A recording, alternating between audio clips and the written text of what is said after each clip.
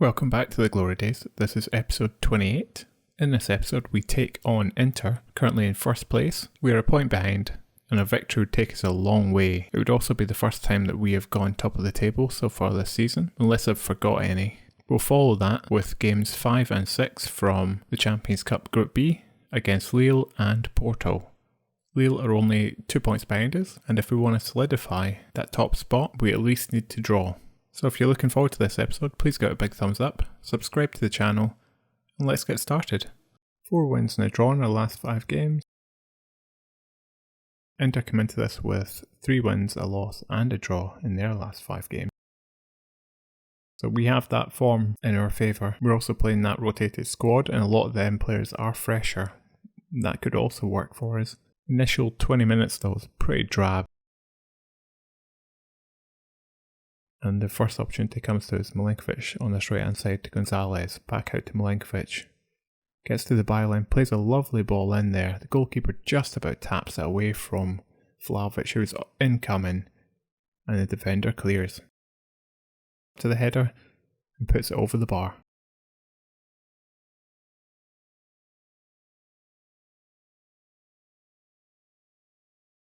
We're looking lively in this first 30 minutes now, and the stats are starting to go in our favour.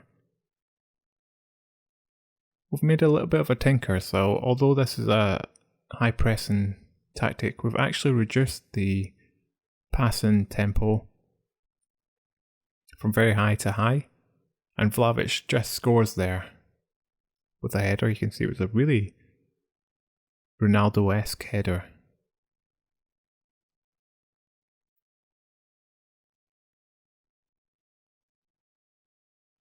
This ball from Polgar comes in, and then Vlahovic gets up really high with the leap.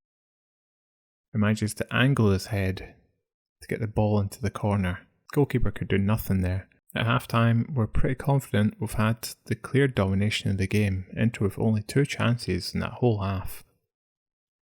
Really been very poor against us. Either that or we've been so good that we haven't given them a chance. I think I'd prefer to go with that option. Seeing that table that we would leapfrog them, 2 points clear of them, and already we're building up a gap between 3rd and 4th place. Made a few changes here. Send them straight back out just to freshen up the team, give a little bit more energy. Barella, Sensei, Dembele, back to Barella. Sensei again, lovely ball over the top to Dembele. Dembele hits it looked like it was a post there, but it was actually the rear post holding up the net. Bit of a wild shot in the end, considering he had a really good opportunity there. They do get another one, but Milinkovic steals it off them. Comes forward. Fires it in. And Kwame was there. He just can't get it past the goalkeeper, but we do get another corner. Polgar's going to send this in. Shesko's there, but it's cleared by the defence. We now have a throw in. Milinkovic about to throw this into Gonzalez. Gonzalez has it again, Koopmeiners. Back to Koopmeiners again, Milinkovic runs down the right hand side, gets to the byline, but again it's cleared by Inter. Proven quite resolute, but the chance isn't over. Again, Koopmeiners is involved, Igor gets the cross in, and it's a wild header, straight over the bar. I feel like he could have done a little bit better there, he looked like he had plenty of time and space as he was running through. It remains 1-0, but what a crucial 1-0 this could be.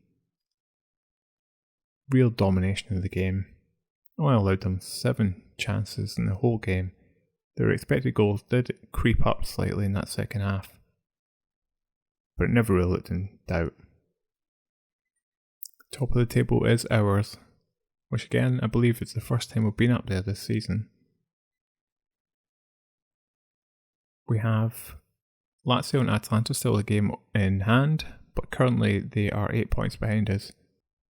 So we head into a game with Lille with a squad of Dragowski, Igor, Todibo, Milinkovic, Odriozola, Koopmeiners, Sriracha and Polgar in midfield, Gonzalez, Origi and Vlahovic up front. Lille line up with actually a right back who I was looking at one point, Shelik.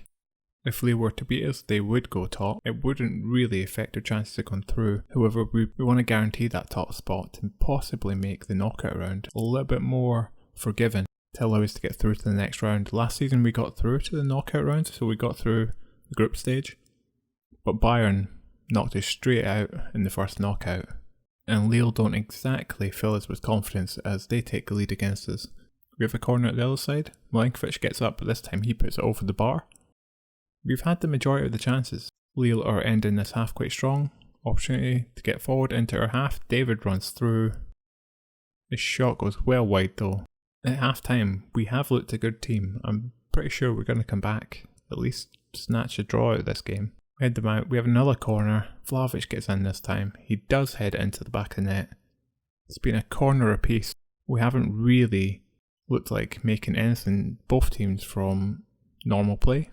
It's that ball over the top which has caught us out so many times this season, but the striker hits the post. A draw would be good enough here, provided we can beat Porto in the last game. And we've got an exceptionally tired squad now at the 70-minute mark. We could do just some fresh legs. And I think we just need to try and go for the win. We've looked a better team for this whole game. We just need to put away another chance, and I believe that another chance is going to come. A whole fresh 3 players there. Palacios, Jota and Sriracha. 88 minutes though, it doesn't look like we're going to get another chance to win this game. And Lille may, they get through, but Jagovski makes a great save. Murasa fires in the corner, but it's cleared this time. Alvarez smashes it, but Jagovski makes another save. And we do get it cleared. Jota now runs down this right hand side. He's still going. He's beating the player, gets a cross in, and Vlahovic gets on the end of it. It was a low cross. I haven't seen that many of those low crosses, but Jota really, his fresh legs provided so much energy down this right hand side. He got to the byline, smashed in this low cross, and Vlahovic just toe pokes it into the left hand side, and we snatched this right at the death. You can see 20 shots, 13 on target. We really were the better team. It was just whether or not we could get that chance, and we did take it at the end. And that provides us with a lot of breathing room now. We can do a little bit of rotation if we want to, maybe give anyone experience in the next game, and simply not worry about the result against Porto. We will want to keep up some momentum. We don't want to lose that game. Lille have a little bit to play for, as they could be pipped by Real San Sebastian if they're not careful. And that's going to be a bit tough game between them. Ultimately, we get that 2.4 million to add to the coffers, seeing as the last game doesn't mean much. I think that we'll add that on to this video, and we'll just show the highlights of the goals, not the full match, just to complete the league table.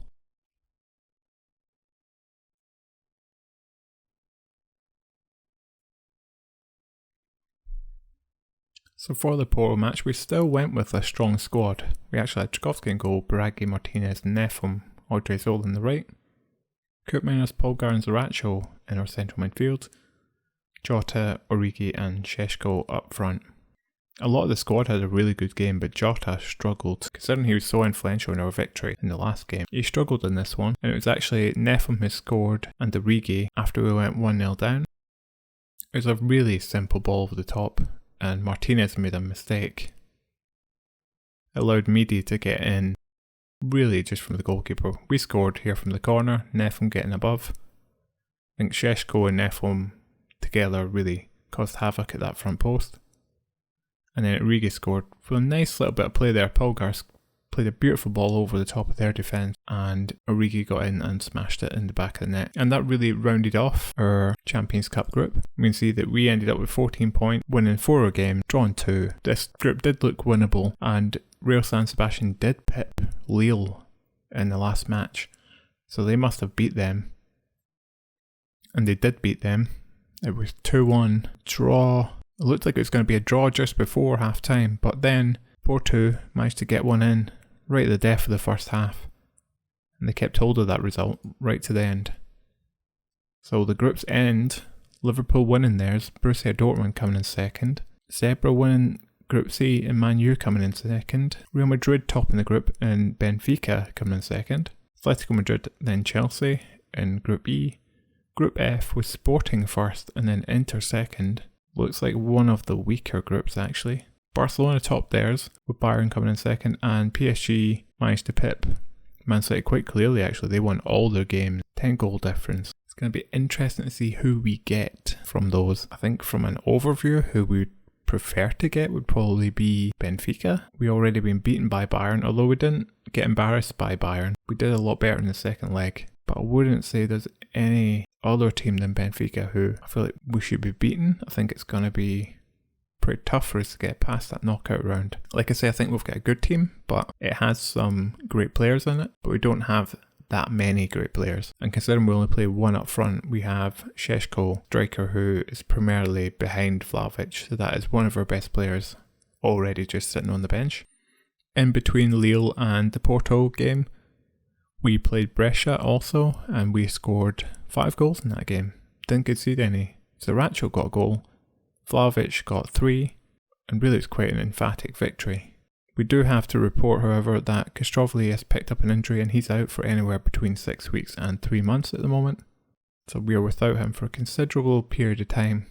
I was worried as well about the wage budget, but in between those games we got a bit of a boost. So the board decided to increase that to just under 2 million. We're currently spending almost 1.9, so that allows us to bring in another player without the need to sell anyone. However, I think we need to start being ruthless. I've said this a couple of times now in this save. This squad is good, but we're quite light on players at the moment, and I don't really want to just fill out the numbers. We have to look at starting to add some quality, so at least 3.5 to 4 star players upwards. Everyone is playing really well though, with a few exceptions. Jota seems a little bit, doesn't seem quite as consistent. He goes through periods where he does score, and he is quite good for this league. It does look like he's got growth, but potentially he is just a player we could get rid of. He's a bit of a rotation player. Zaracho as well, looked like quite a signing when we brought him in. He's actually had a really good last 5 games. Performed much better this season than he did last one,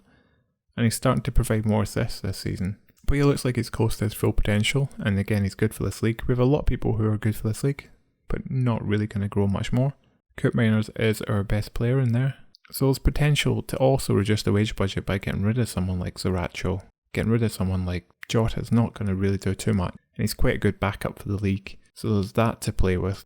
We have to be considerate of getting rid of the first team players if we're going to bring in more first team players. So that would actually be Palacios, potentially, or again, one of our newer signings. At only 23, he does have a lot of growth, but he is wanted by Wolfsburg. And potentially, if he wanted to go, I wouldn't be entirely against it. He is growing as a player, he is getting better. He's been a lot more consistent this season. He didn't play much for us at all last season, 5 games. He spent most of his time injured. He never played the season before that, but he did have a couple of good seasons at previous club. So I think we're definitely looking.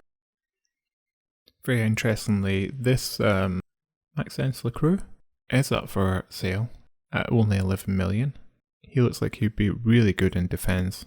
His wage wouldn't be too excessively high, and he would add again a bit of quality. His ratings actually look good. He's fast. He is a ball playing defender, which is what we like here. 23, he's definitely got growth on this. His physical stats are good just now. His mental stats are going to grow, and his technical stats look okay. He's played well in the Bundesliga so far, and 11 million. It's very doable, so he could be someone that we look to bring in to just, again, bring a bit of quality into that defence. It's not really where I think we need quality at this current point. I think we actually need to bring someone on the wings who's just an out-and-out star.